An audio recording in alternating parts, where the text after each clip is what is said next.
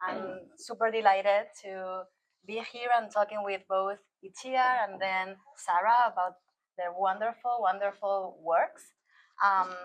And the way we're gonna do it is like we're gonna be 20 minutes with both of them, like moving from one space to the other, and then go downstairs for a joint conversation. And I'm gonna start with. We're gonna go directly into it. Yes, let's go. Let's go. So we have the work here on view, and it's a conversation between two characters, Plato and Euclid, two cornerstones, two pillars of Western thought. As we all know, Plato, founder of the academy, Euclid, the so-called father of geometry. And you bring them together, even if they never really overlap historically, right? Because they lived decades apart from each other. So why bring them together, and why do this today, now? Well, yeah, this piece I fully produced this actually as a resident at Harvestworks last year, along with the VR that you get to see on the ground floor. And it also actually is connected with my Guggenheim Fellowship project that I started about a year and a half ago, revolving mainly around exploring the origin of algorithms, how much is still even in the past affecting the future of Western logic, and also approaching poetry as a descent, as a way of looking at the creation of knowledge in an alternative way. So just starting that research, and it's usually how I start these projects where I might be collaborating with different experts. In this case, I'm collaborating with technologists, mathematicians, and poets. I started research, and the starting point was the origin of algorithms. And one of them, the first one that I encountered, was by Euclid, and I found actually the character fascinating, the book of the elements also. And then along with that, I was, as I mentioned, investigating how much of the influence of algorithms in contemporary Western ontologies, but also in the past. And then Plato's, we can really avoid it, right? And it's still very much with us in the way how we think, in the pursuit of truth, right? So I thought there was, when I came up to the idea of having them in conversation, because they have very different points of view, even if both they believe strongly in mathematics, for example. Plato believes more in the pursuit of truth. There's one only this idea that we have to kind of follow. And then Euclid is more like everything has to be proven, no? But still, I wanted to have a conversation between them, and then, I mean, maybe one of the other things I will say that I wanted to resolve it through speculative fiction. It's not the first time I use that. Narrative is very important in my work, not only because I'm very rooted in moving image, but because I'm always thinking about narrative and how we are always embedded in a narrative. And in this way is why I decided to do the speculative fiction that is done by AI, but we can talk about that later. Yeah, no, that's super interesting that you mentioned. And as part of the speculation, I'm also very interested in the shape you gave these two figures, because even if they are historical figures, you decided to strip them from their bodily shapes. This is Plato. Yeah. I guess it's not very nice Euclid. Yeah. And Euclid, he dissolves sometimes, and he recomposes.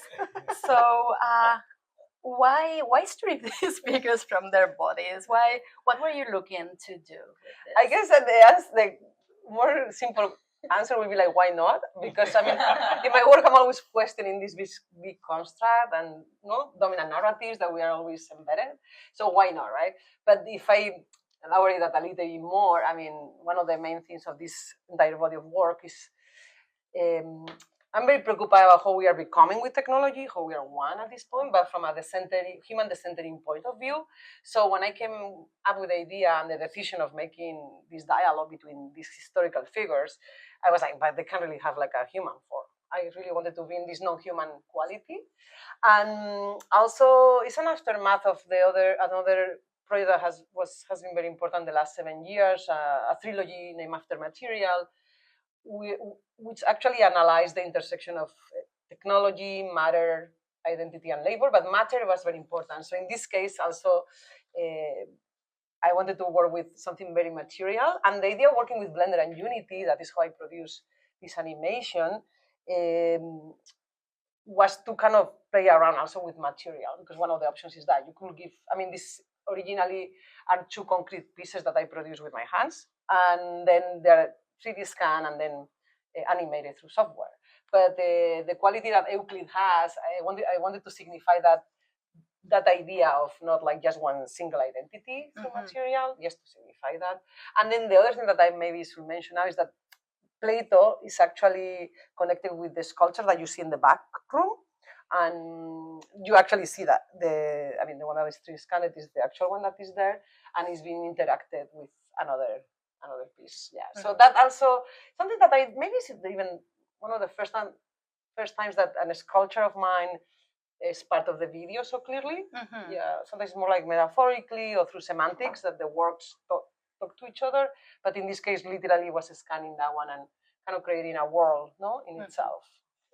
Yeah, and I actually wanted to ask you next about the sculpture in that room, which is actually kind of a choreography between Plato, the sign of horns, an inflatable structure, and in that sculpture, but also downstairs, you do bring the human body, right? Because there's a portion of an arm with a hand making the sign of horns. So I wanted to hear a little bit about the juxtaposition you are making between Plato as this concrete structure, but then and this again like encapsulation of Western philosophical tradition, and then the sign of horns, which is something very much like associated with heavy metal, but also with ritualistic practices, with Wicca, with Buddhism. So, and he's like kind of like touching Plato, like poking him. So, can you tell us a bit about, the choreography and the juxtaposition between these sculptures or these figures? Yeah, I've been working with robotics now for a few years, and I usually use Arduino. So what you see here, just the system in itself is like 3 movements. That one is actually right now the inflating. So there are 2 inflations through a motor that usually you will see, like a fan actually motor that you will see on a computer. And the other one that you see is an actuator. The actuator holds the hand of horns, that is the sign of horns too. And for me, I mean, when I wanted to integrate Plato, that I don't know what was first actually. I think maybe I scanned it first and I was making the animation. I decided to put it back into the robotic sculpture. I thought that would be fun. And it's something that I actually explored before in a previous show at Salt Istanbul, to move concrete. The idea of to move concrete is not easy because it's heavy, just that. It's not big, but still it's not like moving air. So I was thinking about different signs. And then this idea, it's also very, actually, I think that piece is very symbolic of revealing the entire concept of the project in a simple way. We have Plato, this vernacular way of thinking, the canon that we are still embedded in our Western way of thinking. And then we have that figure poked by absolute culture that is rock and roll metal, but also in antique cultures is associated with superstition or protection. So that alternative way of thinking was very important for me. And actually, just talking about this, I forgot saying that the context that you see here, they're actually talking, the background is the Plato's Academy in Athens, and it's original footage actually that I took from the place. That maybe is also important to say that the pieces are contextualized. Yeah. And going back to that juxtaposition and to Plato and the academy, I also wanted to talk about the idea of dialogue and dialogue as a genre, which is something that Plato establishes, like a conversation between 2 thinkers as a way of producing knowledge instead of asserting it. And that's something that you bring back to the work.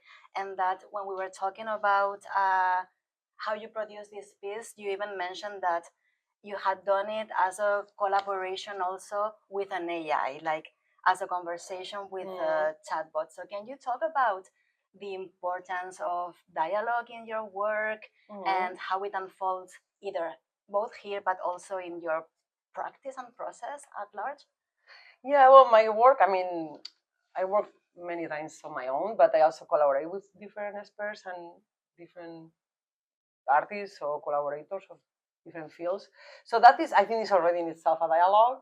I mean, I guess I have that in me. But in this case, how it happened, when I was researching last year and actually during the residency in Greece, I started rereading a few books by Plato. And then I realized that I knew that, but then this kind of like set up the idea that they are made in a dialogue way. It's how they wrote at the time, philosophers. These days we have Foucault, whatever, talking about, I think about this in this way, right? But in that way, in that moment, they have the characters and they talk about the ideas that they are exposing. And there's not a totally final kind of truth, they are just talking about it. And I found that fascinating, even if I knew about it, rereading all this, I thought that that was a great, I mean, I found it very poetic. I found it very beautiful, and also something that can point at different ways of doing things. So maybe pointing at the creation of knowledge has to be, in a togetherness, so along with the other. So I thought that was beautiful. So I decided to implement it in this first dialogue. The larger film that I mentioned I'm producing that is part of this project, with the Guggenheim Fellowship, there are already two other dialogues. For example, one is between the island of Lesbos, that is a character, and the island of Samos, also from that non-human point of view too, as rocks and geopolitical subjects. They're also talking to each other. So I decided to make the entire film and the project through dialogues to different entities and subjects and characters. So that is gonna be there, yeah. Yeah. And from dialogue, I want to jump into romance because there's a moment in the dialogue between Plato and Euclid when Euclid tells Plato, "You are the true form I will never forget," and then they sit still, kind of looking at each other, and there's like a very loaded pause. So can you talk a little bit about the tension that you create? This kind of, they are both defining their anchor points, but there are these beautiful points of, non-human connection and even romance. Can you talk about this?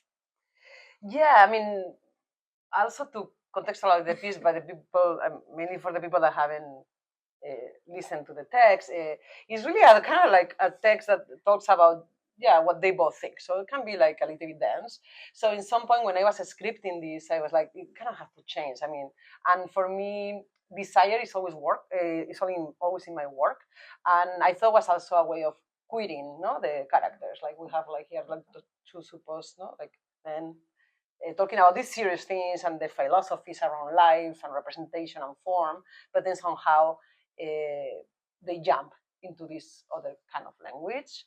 And maybe it's also a good moment to say that the text has been done in collaboration with Jared Kachman, that is creative technologies and a previous collaborator of mine. And we actually prompt mainly non-corporate AI, a specific open source large language model. So that was a way of, for me, trying to make a commentary on not only ChatGPT, but all the kind of like, the corporate AI that we are also running. That is another decision I took when I wanted to create the text. And I was like, I don't think I want to write it or co-write it, that I do that a lot. Yeah. I think it has to be with AI because of the kind of quality of the project.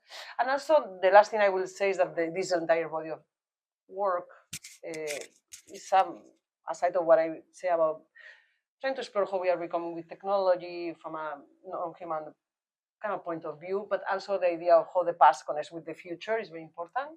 So the idea of these historical figures that we don't know really when they were, living, is kind of loose information and information that we have a text done with AI. I thought was fulfilling that past and future kind of connected. Mm-hmm. So what chatbot were you using for? I used Jan finally the most. Yeah, so it's an open code. Like it's an open source and is done by people that believe in that. It's like a body of people that is actually thinking in the non-corporate possibility of technology. So it's almost like a political tool, to avoid ChatGPT or Claude, for example. And it adds another layer to the project in terms of thinking again about the history of algorithmic thinking and like being like really kind of conscious about like how you interact yourself with technology when you are talking about technology. How are we doing on time? Okay, so perfect, because I had one more question, which is I wanted to talk about the piece downstairs, which it's the beginning, but it's a bit of the end, right? Because you've mentioned that I'm talking about, for those of you who have seen or not seen the work, the virtual reality piece that's downstairs, and that you've mentioned that that is an archive for you. Mm-hmm. Can you walk us through the archive and through the sites that one can encounter, and what is happening right now also in your practice with this archive? Where is it going? Yeah, so as I mentioned before, I tend to work in these research-based projects. So it's usually the beginning start with a research, in this case around these subjects. And the research took me literally to Greece, where I was following Euclid, Plato's, but also soon I started having ideas about working around Pythagoras or Sappho, the poetess. So all these characters started as on the starting point. So what you see downstairs is a virtual reality, but it's not the common one. Yeah, I was telling Paula the other day, it's like, for me, it's an archive. I've done that before when I have all this standard research. I show it as part of the show. For example, in an exhibition, I have a participant in 2022. Yes, entire room was dedicated to the archive instead of having new work. So a show I did, New Ink, that was online. I have a Google Drive with books and references that are usually important in my work. So in this case, also Carol insisted a lot about doing the VR, because that was always in the mind, but it's also produced with the residency at Harvestworks. I always had the idea of bringing some of those materials and having, I don't know, the viewer experimenting and also interacting with them. So what you get to see is you get to see the same space, the academy that is actually outside of Athens, but you get to see it. I filmed 360, so you get to experiment. You get to walk around it, and then there are two options. One can take you to another portal. That portal is one of them is the Orpheus Cave in the island of Lesbos. So it's 360 footage I took there, and there you see on display a reference to Plato's the allegory kind of theory. So you can read that, and then you are kind of like immersed in this context with the sounds of the actual space. And then the third space that you can kind of interact with is the antique theater in Samos. The Samos is the island where supposedly Pythagoras was born, a very well-known mathematician too. No? And in that case, I did something to try to infect them, because I placed a poem by Sappho around friendship. So the idea of love and friendship is also across the project somehow, and the flirtatious aspect also is there. So I situated, you can hear in this case, a text, the poem around friendship, but this in the island of Samos. It's not in the island of Lesbos. So I'm trying to kind of like, it is my own game of infecting these materials, but that is why you can experiment downstairs. So it's a very weird VR, because it's not like the very little elements that are curated along with my archive, and that is what you can get there. Yeah. Yeah, so I hope everybody gets to go to the archive later, but now let's take another portal and go towards Sarah's piece. Thank you so much, Itziar. And I'm so glad we could make this happen. And I see so many also connections between your two works that we can explore later, but let's jump in, Sarah. So we are here with Marsh, and I wanted to start talking about the site and the idea of party, right? Because in many moments of the film, the animation, the characters mention that this is a party, and I'm very interested about your relationship to this specific sound. This is, as I understand, part of a trilogy of stop motion works that you have developed in Provincetown. And you've mentioned how it's a fascinating landscape in the way that it changes, right? Because of the tides, but also because of the parties that continuously animate and take place on this on the site, right? So I can see many parallels, right, between the rhythms of the landscape, the rhythms of the party, this idea of anticipation, celebration, climax, and then the aftermath of the party. So can you talk about what drove you to work on this site, and how does this idea of shifting landscapes, shape the work and your vision? Thanks for that question.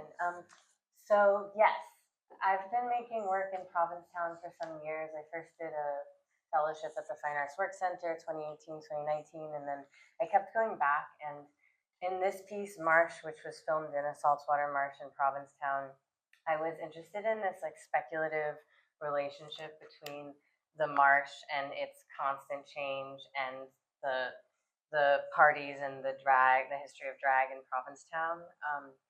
And basically, in Provincetown, I'm really interested in the variety of landscape, like in the dunes, for instance. Sometimes it can look like the moon, it can look like the beach, it can look like the desert. And I started to think about those various kinds of genres of landscape that the landscape was serving up, sort of like landscape drag.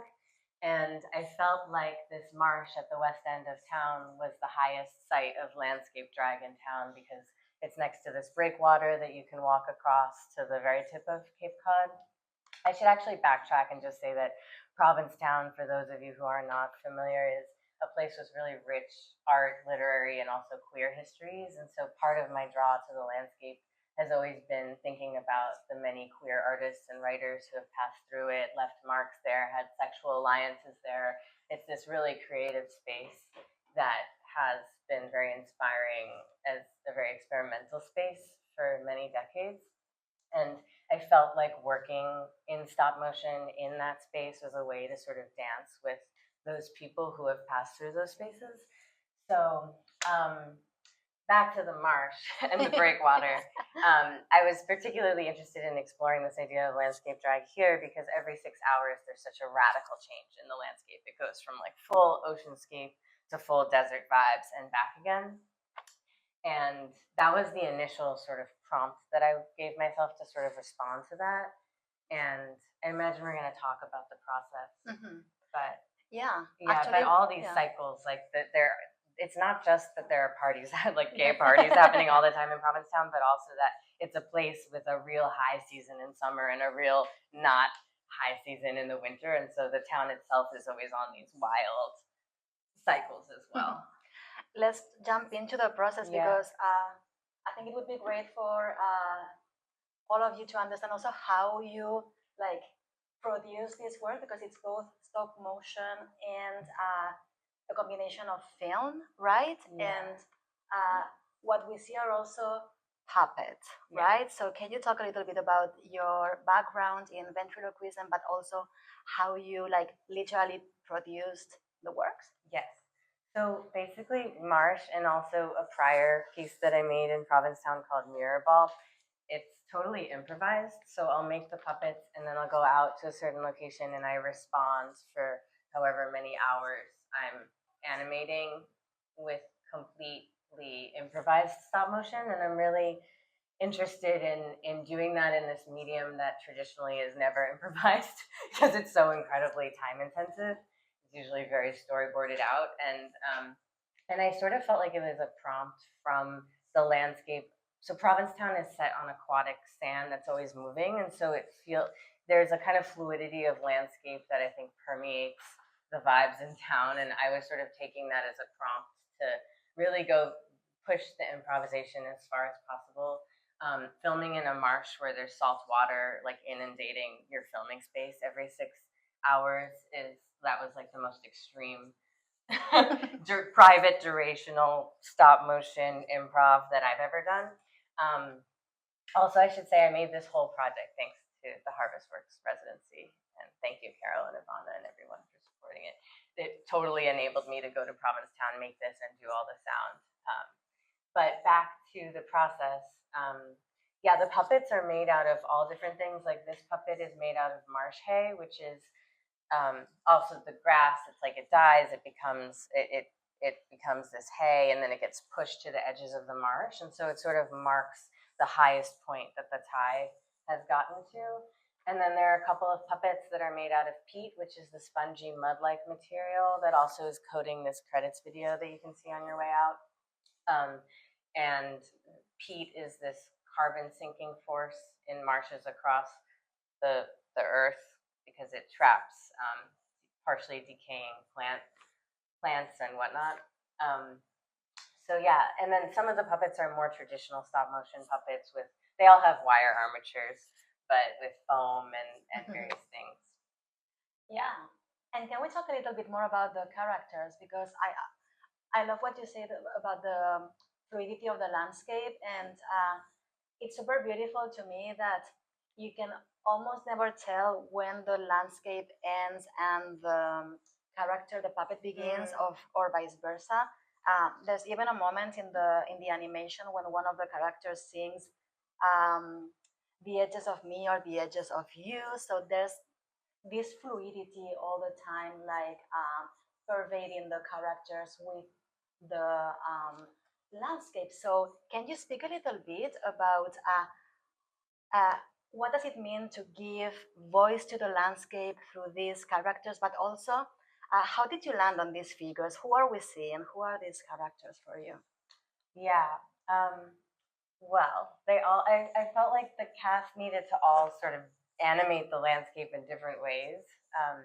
As I said, the Marche characters, and then there's the crab-like character that has legs made out of marsh hay, but a human head with drag-inspired makeup.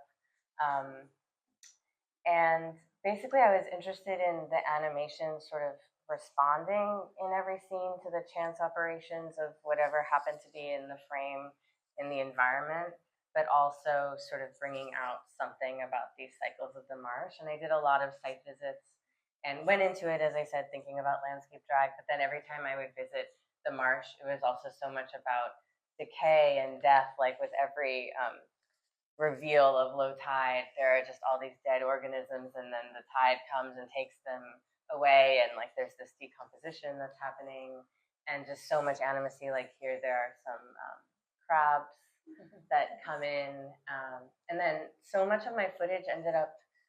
Right. The thing, I guess we're going to talk at some point about archive. But when I was looking at, this was the first time that I worked with an underwater camera, and all the underwater footage, there was so much mirroring happening. And I was thinking about the marsh as this sort of mirror to human activity. So also ways for the characters to sort of look at themselves and mirror back the landscape. That's what they hold the mirror at some points. And did you inspire some of these characters on specific figures or makeups or? Yes. So the Ursula-inspired character, original Ursula in The Little Mermaid, was inspired by Divine, who spent a lot of time in Provincetown, and John Waters also continues to spend time in Provincetown. But I looked at Chapel Roan's makeup when she performed as Divine. I mean, she did Divine-inspired makeup, so there was like an extra little contemporary transformation there. And one of the crab-like character I was looking at, Sasha Velour's makeup, and then a lot of the characters have just different elements, and some of them are made out of aquarium-safe clay, like this one, for instance. Oh yeah, there she goes. Divine Chapelle. Yeah. But yeah, let's jump back to the idea of the archive, because it feels like it's a very relevant aspect of the work, but also of the marsh itself, right? Because the marsh is kind of a geological archive in the sense that, it absorbs and retains the layers of, ecological events that have taken place there. But it's also a very loaded place historically, and some of these traces are held into the landscape to some extent. So how do you work through that, with that tension of the landscape, but also knowing that it's shifting all the time, and when the tide comes, you see things that you weren't seeing before, and the archive reveals itself, right? So can you speak about the relevance of the archive in your work? Yeah, for sure. So I did a lot of site visits leading up to the 2 weeks when I filmed this, and I was really lucky to work with my friend Katie Castagno, who's an expert on saltwater marshes at the Center for Coastal Studies in Provincetown. And we walked around a bunch, and she explained how the marsh functions. And part of the thing that I was really interested in is when they take sediment samples, core samples, let's say there's a nuclear disaster on the other side of the planet, in that year of sediment, it will register in Provincetown's marsh. and that sort of idea of it being this archive of human activity and a kind of mirror of human activity was really interesting to me. And so I really leaned into that in my improvisations in the footage. Oh, this is 16 millimeter footage, like you were saying earlier. I forgot to say that. I also took 16 millimeter time lapse footage, and so this is for the dream sequence, scanned 16 millimeter that has some characters that are actually from the prior to Provincetown pieces that I made. But yeah, and speaking also about how you produce the work, right now we turned off the speakers so we could talk, but music is a very important component of this work, and I've heard you describe this body of work as somewhat of a fragmented opera, right? So can you speak a little bit about the musical component of the project? How did you compose it? What does it mean for you as an artist to be like kind of shifting towards this operatic format, and where are you planning to go from here? Yeah. Well, when I thought about filming this, I just thought it was such an incredibly epic site because it's like so extreme for the tide to be coming in and out in this really mutable way. It feels like an odyssey every single tide cycle or something. And so I was thinking about sort of epic forms, and I think opera came to mind in that sense. And I'm really interested in playing with scale in these stop motion works. And I think opera is a genre medium that does that in really interesting ways. So I wanted to sort of tap into that and sort of make this thing that some of this is very small scale in terms of the filming and the puppets, but to sort of make it into something more epic, because I think this constant change is sort of an epic situation. And I think a lot about this, making things operatic. I have other projects that I'm going to be working on in the fall that more directly are like live action and also video puppetry operas. Like one with marble puppets that sing on behalf of marble facades. So I'm definitely thinking about super titles and like ways that, yeah, I can push into that form more. But also because of the Harvestworks residency, I got to work so much more on this sound than I've ever been able to for a project. And I recorded both below and above water, and then ran a lot of field samples through granular synths. I also play theremin, so there's one moment of theremin in this piece, just one. When the crab-like character is looking at itself in the reflection. But yeah, and then I did all the voices also, and they're all improvised, and so I would export a stop motion sequence, bring it into a sound program, improvise it, and then because I did so much research going into filming, it was just all of that information was just sort of in me and ready to go in the improv. Yeah. And then we'd edit it from there, and I worked on the sound mix with Giesberg, and then I spatialized it with Paula Vilaplana, and we all worked a lot on finalizing it. And this idea of collaboration also brings me to, I wanted to mention the credits aspect of the film. You have extracted the credits from the video, so it's a loop, but they appear at the beginning of the installation. They have their own physical presence, which it's like you're bringing back the physicality of the marsh, right? And the credits are on view permanently, as is the film. So can you talk a little bit about how and why you structure the piece this way, and is this something you typically do? Is this the first time you were experimenting with this fragmentation? Yes, I love to make a video credits sculpture when possible, but particularly when I'm editing a piece as a loop, a seamless loop. I never want the credits to be showing themselves and where the loop begins or ends, and so it was a way to make this seamless and also thank collaborators and grants and Harvestworks and everyone I wanted to thank, and to give them a sculpture. Also, I really love to extend the space of the video out into an installation space, and so this is coated with some peat, and it sort of gestures towards that, hopefully kind of bubbling up out of a corner. And I was excited that I had this little shelving area to do that in. In the past, I had for Mirrorball, the prior stop motion that I made in Provincetown, I installed it at Essex Flowers Gallery in 2024, and I filled the entire gallery with sand. So that like extended the dunes out into the space of the gallery, and this was sort of like a small gesture towards that sort of thing. And I know that this is part of a trilogy. I recognize some of the characters from Beach Effect, for instance. Are we gonna see these characters again anytime soon? Are you are you continuing this body of work? No, I don't have current plans. I think it's very nice that there's a trilogy now, but I do really love working in this way, where I respond to the landscape with stop motion, and so perhaps I am making also. I love to make prints with some of these characters, so you might see them in a series of prints as well. That's exciting. And I think we are right on time. And thank you so much, Sarah. Thank you.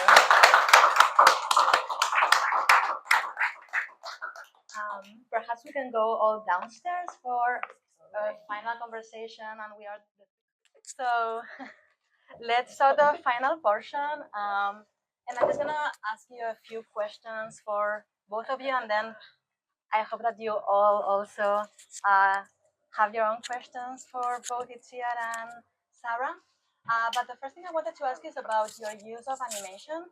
You both use animation as a medium in both of your works, even in different ways. But can you speak about why the choice of animation and what that this format brings you that others don't? Yeah, I think sort of maybe at the deepest level,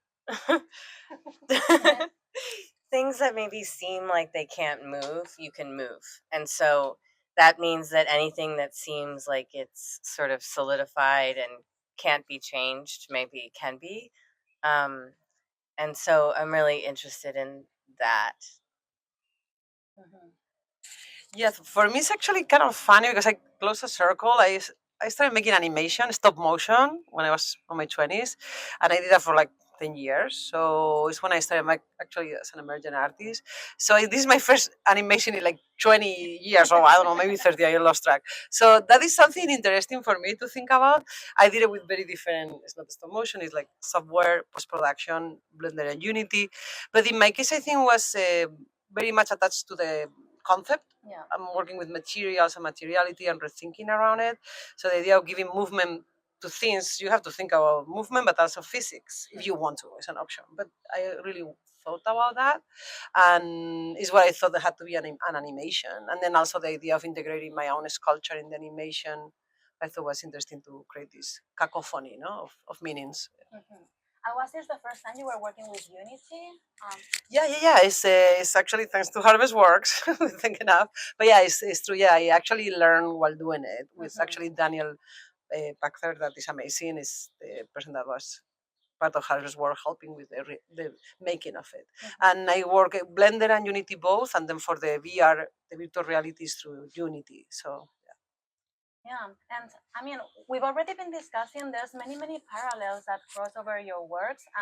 And one of them is this idea of reclaiming landscapes as sites of history and accumulation. You do it through these landmark spaces in Greece, the cave, the academy, and so on, and you do it in Provincetown. Can Can you talk about how you see these landscapes as kind of stewards of layered and complicated histories? How you've been working through that?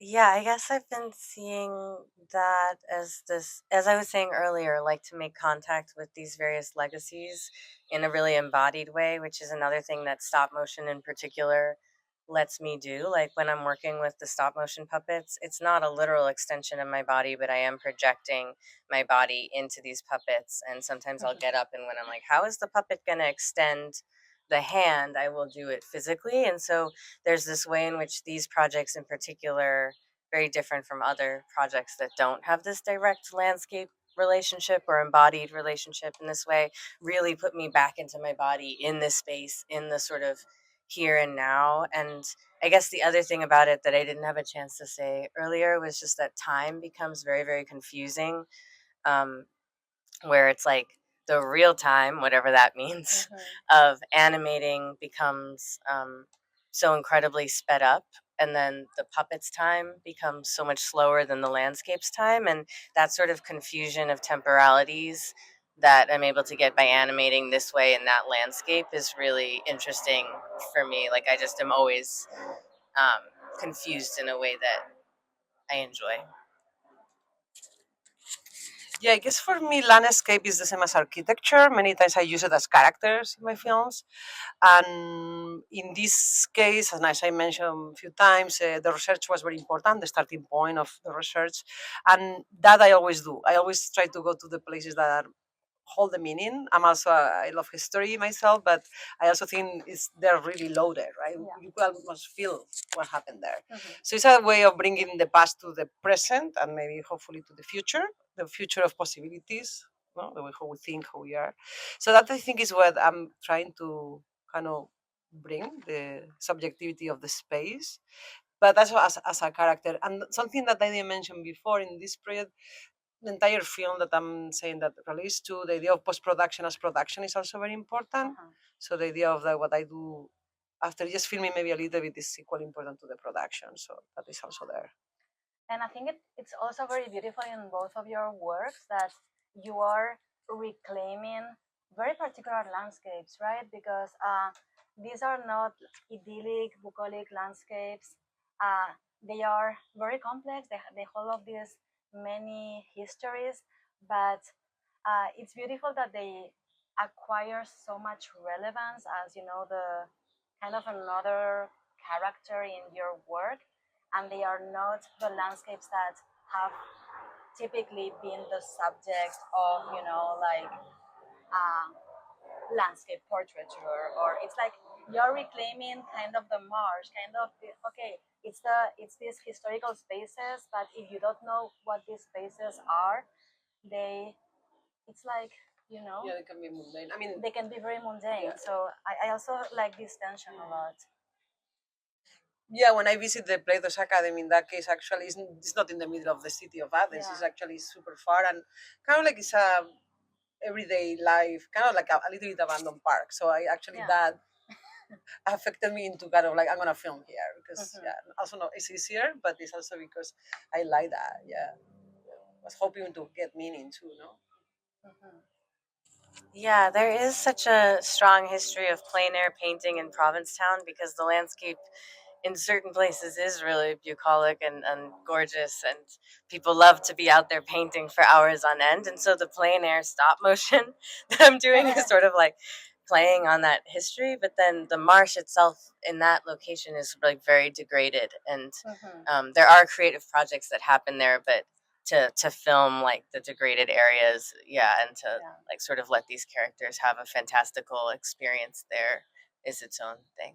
Yeah, but dunes also have their own history as landscapes of encounters, of maybe even illicit encounters. There's all of these, other aspects to it. But jumping to another topic, one of the other aspects that are very relevant in both your works is your use of humor. Both works, I mean, they are complex, they are layered, they're fantastic, but they're also very funny, right? So, how do you work with humor? Why do you seek also to bring humor into these loaded histories? Well, I can start because it's very simple. I mean, humor it appears many times in my work, not always, but I think it's another tool. It's another genre that I like to use to spice up things, and I also think holds a lot of meaning because when people laugh, they also think in a different way. It's a disruptive moment that happen in your mind. So I don't know. I hope there are different connections that happen. Yeah. Same, a tool. Yeah, a way in, a kind of opening, also a moment of like contrast or something, and connection. but it manifests differently in different projects, but is always there. I have to amuse myself. And my very last question before we open it up to all of you is about seriality, because both your works are your work responds to a trilogy, the material trilogy, and Marsh is part of a trilogy. So I'm interested in how, on the one hand, these works sit, on the larger arc of your work, but also can you talk a little bit about working in this kind of serial, like moments of knowing that one work is part of many others and that it's, kind of continuing the conversation? How do you plan and work with this? Yeah, for me, it usually happens organically. It's not always like that. But yeah, you were mentioning the trilogy that just closed recently, and kind of like that. Those investigations took me to this one. So somehow is this what I like to say is that I work in long-term research-based projects, and that there's a coexistence of works, right? That then sometimes create a cosmology that is a trilogy, sometimes maybe like two pieces, sometimes just one with different parts, and the actual one is a kind of, I think it's a larger work with different pieces constituting it. So I think it's, for me, it also comes from narrative, the way how I think about narrative and nonlinear narrative and how these can connect. I like to think that people can connect the different works I made, even just cross disciplines too, from sculpture to video to performance, and you can make your own story or narrative out of that. So I think it also relates with that, with narrative. Mm-hmm. Yeah, also organically, because I did not set out to do the trilogy. But I was thinking about the first piece I made, Mirror Ball, as a piece that I would continue working on every year, and it would continuously rearrange like the aquatic sand of Provincetown. And then it did sort of solidify into its most recent edit. And then I just had more questions about the landscape, like Beach Effect, which was the second piece was more directly responding to the history of cruising in the dunes and on the beaches of Provincetown. And then this piece, I really wanted to respond to this place of like constant animacy with animation. So it just sort of evolved organically that way. But I am really interested in working on longer term projects that evolve over many years. Mm-hmm. And it's beautiful seeing the works as part of the constellation of like ideas or like questions you keep exploring and coming back to. Let's open it up to all of you. I happen to also be finishing a trilogy, multidisciplinary.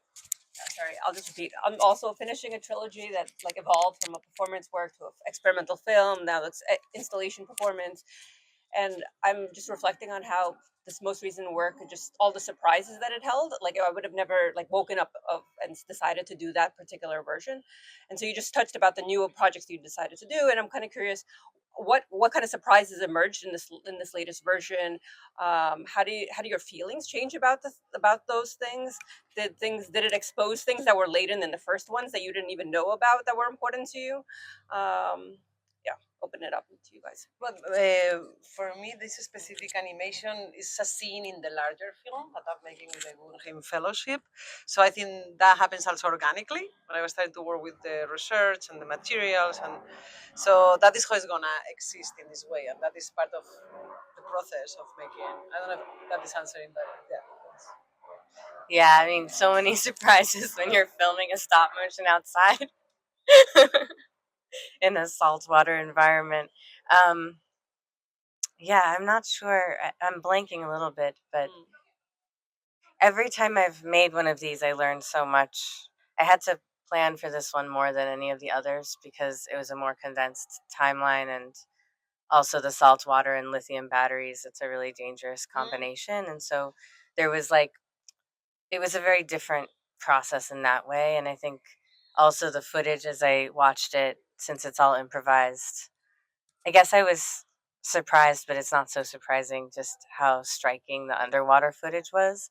And while I filmed, it was like, well, how could I actually animate in this place that's just already so incredibly captivating? And I had to sort of push through that, and it was like an endurance performance that no one else was seeing, and so it was very challenging in that way.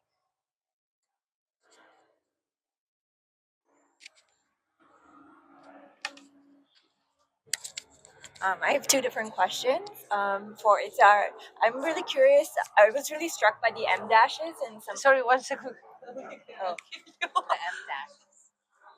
I was really struck by the M dashes in the subtitles, and I was really curious what the role of how you generated the subtitles or the dialogue between the characters, and why or how you chose to keep those M dashes. And then Sarah, I'm really curious about the subtitles in your film as well. I noticed that they're positioned above the video, and they're really kind of striking. And just curious, like how you came to that decision. Yeah, for me, credits, I mean, maybe the opposite of, yeah, when you were saying that you wanted to look, for me, credits is a way of bringing a lot of the meaning of the work. So I thought it was important to signify that the text was done with AI and also prompting open source large language model in counterpoint, as to ChatGPT and so on.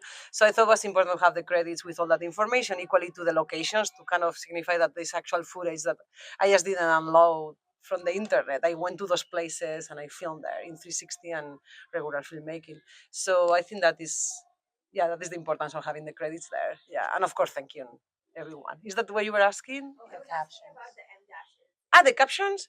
Well, for me, it's always very important for accessibility purposes to have captions or subtitles. So I am, even if it's English, I'll. What do you mean by M dash? The line, right? You mean the line? Yeah. So M dashes are like those long hyphens that Double hyphens. Yeah. They're like a very large language model property, right? Yes. They overuse them, and Yeah. it's really striking given your film is not large. It's actually the outcome is from large language models. So yes, sorry, I thought you were asking something else. Yeah. If there is because of that. Yeah. It's literally the text that came out of it. Yeah. Yeah, I wanted it to be opera style super titles to sort of elevate it into this sort of fragmented opera. Um, and I also I found that sort of funny also in the context of this like very DIY animation project to sort of make it into an opera, but also it felt like maybe possible for those characters to have that sort of moment. And also I do love that then it is challenging to hear what they're saying at certain moments, and so for accessibility I also really enjoy having them.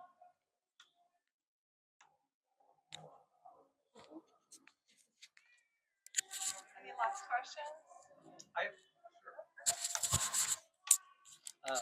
So Itziar, was there a specific dialogue? You may have said it when was there a specific dialogue that you were drawing from for yours? Well, I prompted large language model, open source, with I mean, it took months, so I prompted with different ways. But one of the main was like made a dialogue between Plato's blah blah blah was born blah blah blah supposedly an Euclid, and then around this subject. So is how I will get the text. Yeah. So it's done with AI, but trying to make a commentary on non-corporate Okay. LLMs. Actually, I will have to prompt that. I will have to say that. Yeah, you have to, I mean, finally, I mean, you're not writing, but you're really in dialogue, no, as we were saying with the machine, let's say, because it's way it takes months. It's not like the first outcome, sorry, but it's not very interesting. So I will be like, be serious for a while. I mean, and you're also defining the characters, even if they have from the history, and it's on the internet, in the data sets that are already there. That is also why I decided to do AI. I'm like, they have information, there's information of Plato and Euclid, right? So there's also a plus for that. But yeah, it's mainly you just I prompt everything. I mean, I didn't say they look like sculptures, but at some point, yeah, they even figures that come. So you really are kind of like an editor, right? You're just like prompting whatever, yeah, directing them. Or for example, I will say I have to define the characters too, how they are and how they think. So I also did that. So yeah, and where they are or what they talk about. Yeah. And there is no dialogue between Euclid and Plato. You brought That them exists. together. No. They actually were supposedly. We don't know really about when they were born. Even if they existed, we never know really for sure about history. And that is for sure. I have a mathematician in another part of the project talking about that, about Pythagoras. We don't know for sure. But we think this figure really existed. They were not in the same time in history. So is why it's part of the speculative fiction I present, that at some point they talk to each other, right? Mhm. Yeah. Great. Sarah, I have all sorts of technical questions. Like, I was trying to wrap myself around, like, my mind around lighting.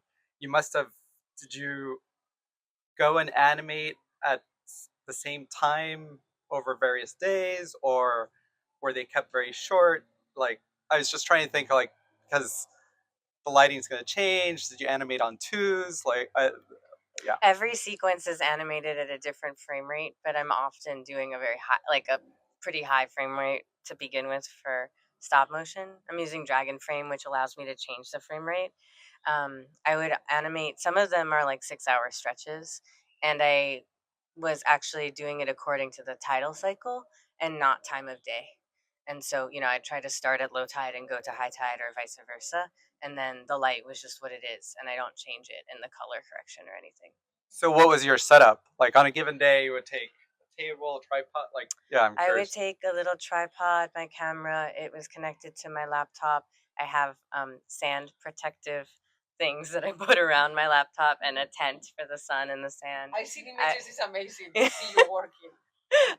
And then I would have, the puppet or however many puppets. And sometimes I would lay other puppets out on a blanket should I choose to bring them into a scene. And and I have a little stool for ergonomic purposes because the first time I did this, I hurt my knees. So I try to stay upright. What scale are the puppets? Or They like, range from like this to that. okay. And the earlier piece, mirror, what Mirror ball? that is that the one that's a mirror on one side and a disco ball on the other? There was a character that looked like That was from that zone, yeah. Okay. That puppet was not actually ever in one of my pieces. I made it during a residency in Fire Island, and I never actually filmed with it until I brought it for that trip to Provincetown, and so it ended up there. But it references Mirror Ball, which has these two characters that share a disco ball head, and they come together and dance in the dunes. And anywhere they come together, it sort of makes this temporary party space.